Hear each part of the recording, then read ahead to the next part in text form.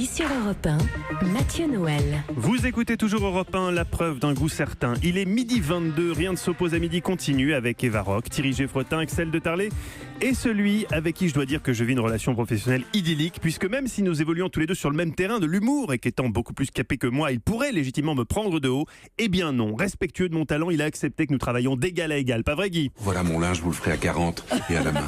Alors Guy Carlier, aujourd'hui vous vous adressez ni plus ni moins au président de la République. Et oui, pourquoi le cacher, Manu? Je ne t'aime carrément. Je ne t'aimais pas. Pendant la campagne électorale, mes enfants te trouvaient super cool. Ça m'énervait. Je leur expliquais que tu étais le diable, que si tu étais élu à la fin de leurs études et même diplômé, ils auraient besoin de 2 ou 3 petits boulots sans protection sociale pour s'en sortir, que tu n'étais qu'une marionnette de la mondialisation galopante, une créature envoyée par la World Company pour nous préparer un avenir à 2 classes. Une classe éco constituée par une majorité de précaires qui travailleront pour une minorité VIP de la classe premium. Ah oui, c'est pas toujours les animaux qui s'enculent. Alors les enfants m'ont demandé c'est quoi la World Company? Je leur ai répondu, ce sont les maîtres de l'économie qui dirigent le monde grâce à des holdings multinationales aux ramifications tellement complexes qu'on ne peut pas remonter jusqu'à eux. Et c'est là que les enfants m'ont demandé, mais ils sont où les maîtres du monde? J'ai répondu, probablement au 57e étage d'une tour de Singapour, dans un immeuble aux grandes baies vitrées, aux verres fumés.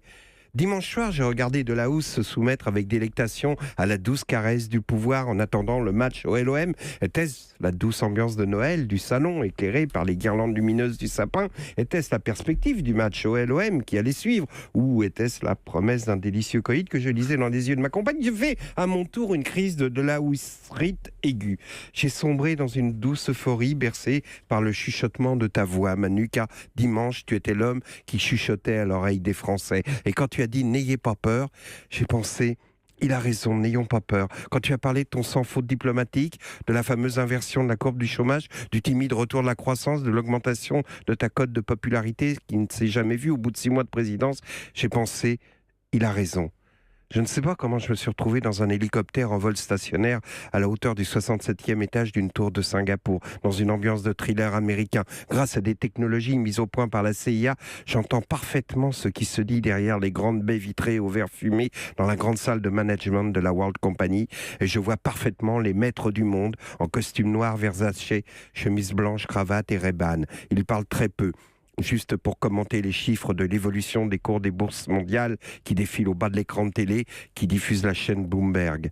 Un type devant un paperboard donne les consignes pour les actions à venir. Financement du terrorisme, fraude fiscale, virement de fonds, enquêteurs des Panama Papers. Sur un côté de la salle de réunion, une rangée de types devant des Macs, écran 27 pouces, travaillent sur des programmes intitulés Feel Good Actions.